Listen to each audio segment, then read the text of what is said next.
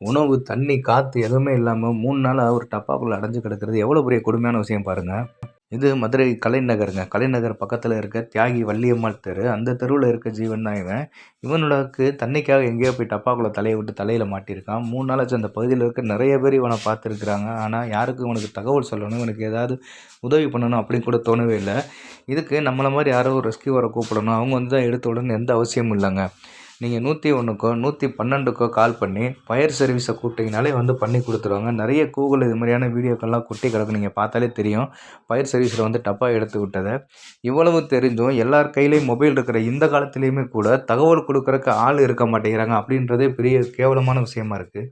அந்த பகுதியில ஒரு சகோதரி ஒருத்தவங்க இருக்காங்க. அவங்க தான் இந்த தகவல் நமக்கு குடுத்தாங்க. முதல் நாளே இரவு நேரத்தில குடுத்ததுனால, நான் என் பையன கூட்டிட்டு டூ வீலர்லயே கிளம்பி போயிட்டேன். அங்க போய் தேடி பார்த்து இவன் கண்ல சிக்கவே இல்ல. ஏன்னா, அது இருட்டான நேரம். இவனே கருப்பு கலர்ல இருக்கான். இருட்ட விட கருப்பா. அதனால இவன் கண்ல படவே இல்ல. ரொம்ப நேரம் தேடி பார்த்துட்டு சரின்னு திரும்ப வந்தாச்சு.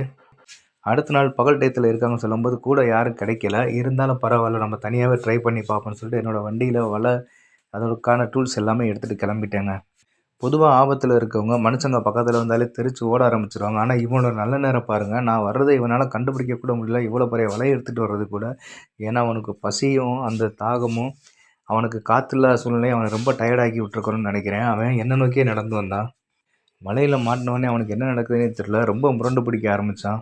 ரொம்ப கஷ்டமாவே இருந்துச்சுங்க அவனோட டப்பாவ கழட்டி விடுறது. கூட யாராவது ஒருத்தவங்க இருந்திருந்தாங்கன்னா, வலைய நமக்கு தேவைப்பட்டுருக்காது. ஏன்னா, டப்பாக்குள்ள மாட்டிட்டு இருக்க ஒரு ஜீவன் வந்து யாரையும் கடிக்க முடியாது. இத யோசிச்சாலே யாருனாலும் வந்து அவன வெறும் ஜீவன கையில பிடிச்சே கழட்டி விட முடியும். களத்துல இறங்கி எதுவும் செய்ய முடியாட்டியும் தயவு செஞ்சு தகவல் குடுங்க. தகவல் குடுக்கறத விட மிகப்பெரிய சேவை எதுவுமே கிடையாதுங்க. நீங்க குடுக்குற தகவல்னால ஒரு ஜீவனோட உயிர் காப்பாற்றப்பட்டா, அந்த முழு புண்ணியமும் உங்கள தாங்க வந்து சேரும். நம்மள சார்ந்து வாழ்ற ஜீவன்ங்க இவங்க. இவங்களுக்கு நம்மள விட்டா வேற யாருங்க இருக்காங்க?